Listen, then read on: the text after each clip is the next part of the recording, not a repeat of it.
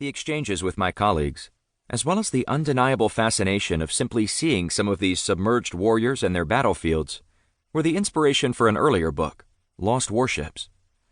Lost Warships was not intended to be a comprehensive review of war at sea, nor a detailed accounting of the development of the warship through history. It was neither full of the technical specifications for these ships, nor a blow-by-blow accounting of sea battles. It was intended for a wider audience of divers, students of the past, and those interested in the saga of war at sea. Nearly 2 decades have passed since I wrote Lost Warships. War at Sea is much more than a rewrite of Lost Warships.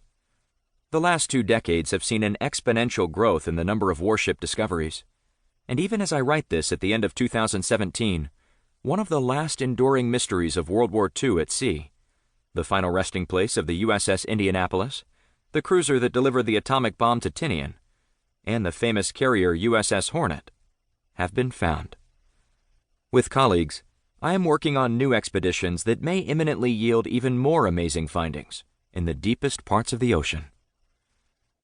After I wrote Lost Warships in 1999, I spent 6 years working as the traveling and diving archaeologist and host of National Geographic International's television show, The Sea Hunters, in which I participated in and led expeditions to a number of lost warships, some of them only then recently discovered. None of those wrecks we dived, other than Kublai Khan's lost fleet, were featured in Lost Warships. Since then, archaeology has revealed a vastly larger site and hundreds of new finds. This is one example of many in which the archaeological study of warships has grown in the last 2 decades. Adding to these new finds are amazing new developments that have emerged from ongoing excavations and laboratory analysis of finds from sites like the ongoing study of the massive collection of artifacts from the 1628 wreck of Vasa, the raised turret of the USS Monitor, or the interior of the raised Confederate Civil War submarine H.L. Hunley. War at Sea retains some of Lost Warships, but it is a substantially different, new book. Since I wrote Lost Warships, another great shift in terms of the loss of living memory came, as the last veterans of World War I passed away. What is now happening is the passing of the last generation to fight an extended war at sea during World War II. Those veterans who remain are in their 90s. They will soon all be gone, as distant to younger generations as those who fought in the Spanish-American War were to mine. Also striking is the loss of shipwrecks, not only as these sites are trawled away as fishing grounds expand, but also, shockingly, as artifacts are stolen off the seabed by modern salvagers who care nothing of these wrecks as graves or as historic and archaeological sites. This is highlighted not only off the coast of Europe with World War I wrecks, but in the Pacific.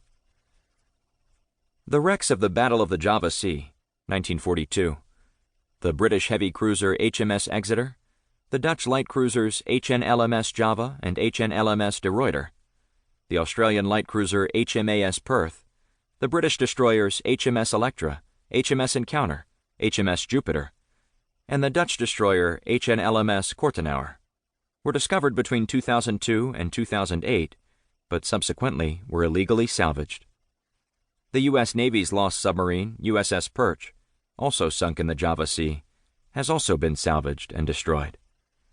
This is not the looting of a treasure ship for its gold.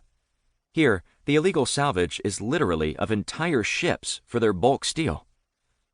Left behind are scant traces, or nothing at all, in one of the most shocking recent developments in the history of sunken warships. I hope the sections that follow convince you why we must preserve and study these wrecks.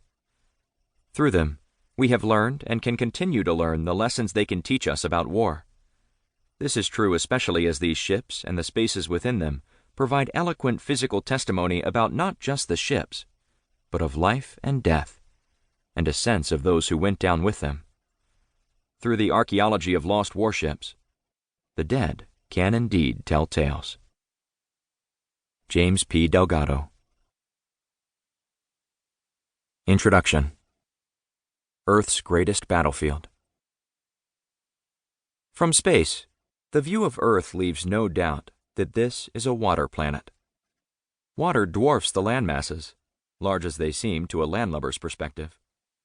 One great ocean